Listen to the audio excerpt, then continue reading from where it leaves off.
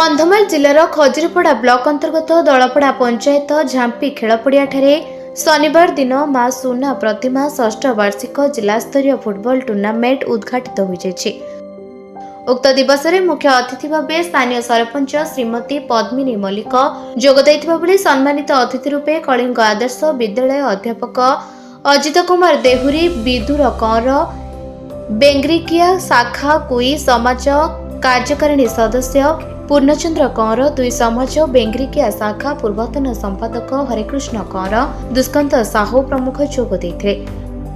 प्रथम मैच सानंद 11 सहित बड्रेगुड़ा खेलिथिबा बेले द्वितीय मैच दुतिमेंढी सहित जाग्रीपड़ा सेथिरु सानंद 11 और जाग्रीगुड़ा विजय लाभ करथिले।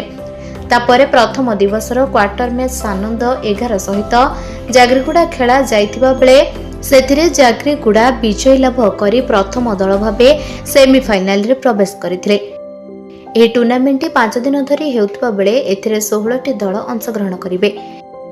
रेफरी सुशील कुमार कंर, पपुन प्रधान, सुरंजन प्रधान, दिनेश प्रधान खेल परिचालना करथिबा बेले एथिरे मां सुना प्रतिमा युवक संघर सभापति नलित कुमार कंर, संपादक मानस रंजन कंर, राजीव देहुरी, भाविंद्र कंर, केशव कंर, सुनील अमित, गणपति प्रमोद कमिटी सदस्य उपस्थित थिले। कंधमाल जिला फिरिंगियारू राजीव कुमार दिगल को रिपोर्ट, निरपेक्ष न्यूज।